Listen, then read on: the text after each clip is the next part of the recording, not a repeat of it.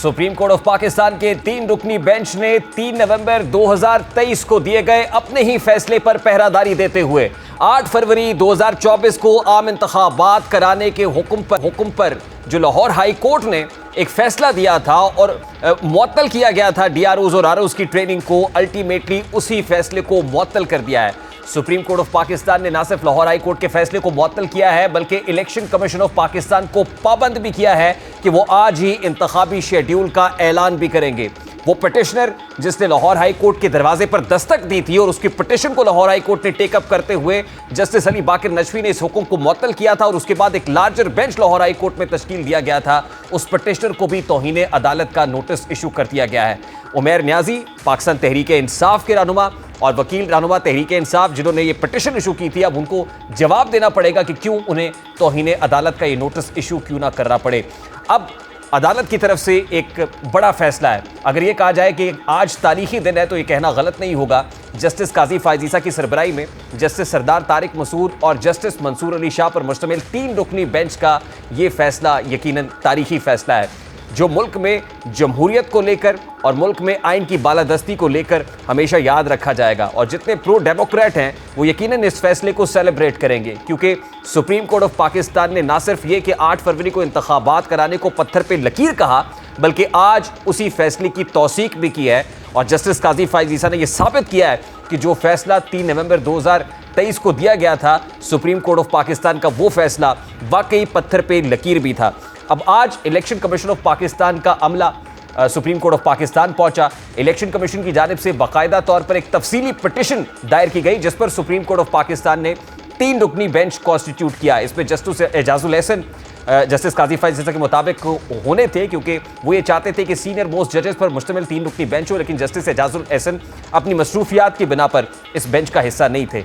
Justice काजी फायज ईसा की सरबराही में justice सरदार तारिक मसूद और जस्टिस मंसूर अली शाह इस बेंच का हिस्सा थे। अब वकील इलेक्शन कमीशन ऑफ पाकिस्तान ने दलाइल देते हुए न सिर्फ पिटिशनर की प्रे पढ़ी बल्कि लाहौर हाई कोर्ट का फैसला भी पढ़कर सुनाया।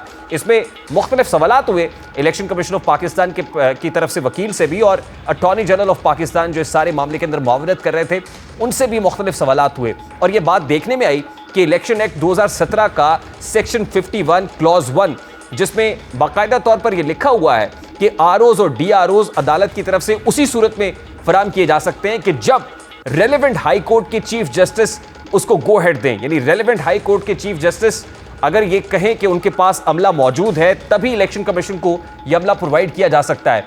लेकिन इस केस में इलेक्शन कमीशन के वकील ने बताया कि इलेक्शन कमीशन ऑफ पाकिस्तान ने रेलेवेंट हाई कोर्ट्स को अमला फराहम करने के लिए लिखा था, मगर लाहौर हाई कोर्ट की तरफ से पर्टिकुलरली इनकार कर दिया गया था। इस्लामाबाद हाई कोर्ट की तरफ से कोई जवाब नहीं आया था। पेशावर हाई कोर्ट ने यह कहा था कि जब इलेक्शन शेड्यूल जारी होगा तो उसके बाद देखेंगे। यानी रेलेवेंट हाई कोर्ट्स के चीफ जस्टिस की तरफ से कोई मस्बत जवाब ना आने की सूरत में एग्जेक्टिव इंतजामी अफसरान को इलेक्शन कमीशन ऑफ पाकिस्तान ने बतौर डीआरओज, आरओज और असिस्टेंट आरओज अपॉइंट किया।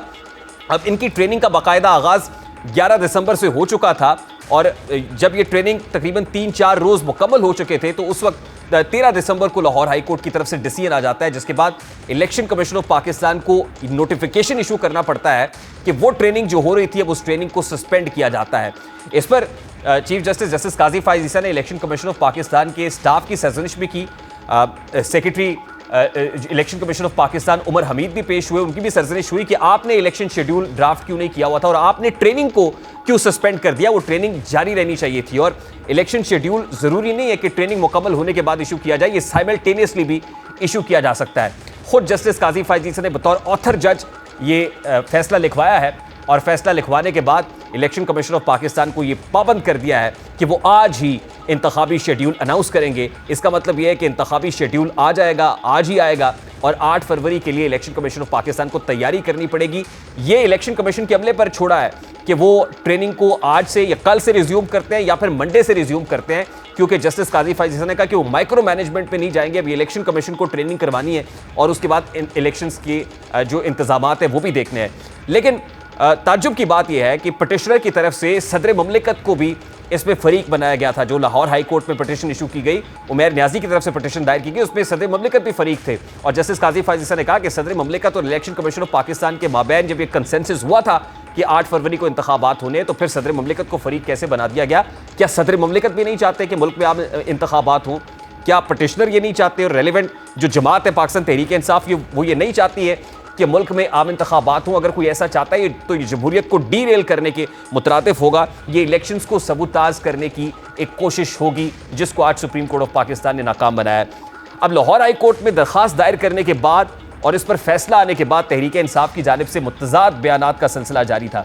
पहले फैसला हक में आने पर खुशियां मनाई गई, लेकिन जब फैसले के असरात का अंदाजा हुआ तो तहरीक इंसाफ के रहनुमाओं की खुशियां गम में तब्दील हो गई। बढ़ती तनकीद के बाद पीटीआई रहनुमा पहले तो अपने बयानात से यू टर्न ले गए, जिसके बाद रात गए उन्होंने यह तस्लीम किया कि उनकी दरख्वास्त से इलेक्शन में ताखीर हो सकती है, जो कि गलत है। अब पाकिस्तान तहरीक इंसाफ के वो रिजर्वेशंस अपनी जगह पर मौजूद हैं कि वो जो आरओज और डीआरओज हैं वो लेवल प्लेइंग फील्ड मुहैया नहीं करेंगे, क्योंकि वो जो एमपीओ के तहत गिरफ्तारियां पाकिस्तान तहरीक इंसाफ के रहनुमाओं की हो रही हैं वो यही डिप्टी कमिश्नर्स तो कर रहे हैं। अब उसके लिए सुप्रीम कोर्ट ऑफ पाकिस्तान में आज बात हुई।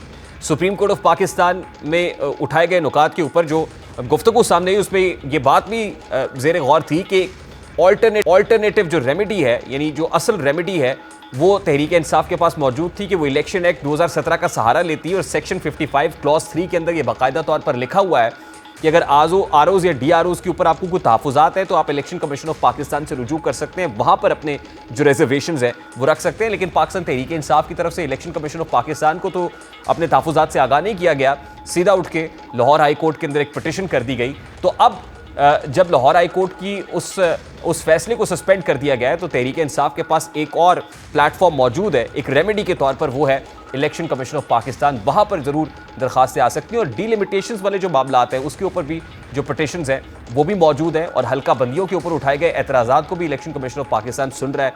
तो ये जो एतराज़ात हैं उनको भी हम उम्मीद करते हैं कि इलेक्शन कमीशन ऑफ पाकिस्तान सुनेगा और इन एतराज़ात को दूर भी किया जाएगा। पाकिस्तान तहरीक इंसाफ को इस पर मुतमईन किया जाएगा कि जो आरओज या डीआरओज अपॉइंटेड हैं उनमें कोई बायसनेस का एलिमेंट नहीं है और लेवल प्लेइंग फील्ड को मेक श्योर करना इलेक्शन कमीशन ऑफ पाकिस्तान का काम है। यानी इलेक्शन कमीशन ऑफ पाकिस्तान जो है, इलेक्शन कमीशन ऑफ पाकिस्तान ने level playing field Pakistan Tehreek Insaf को मुहैया करनी है। अब उसमें ये देखना है कि सुप्रीम कोर्ट ऑफ पाकिस्तान ने तो ऑर्डर इशू कर दिया है, लेकिन इलेक्शन कमीशन ऑफ पाकिस्तान किस तरह से इसको कराती है।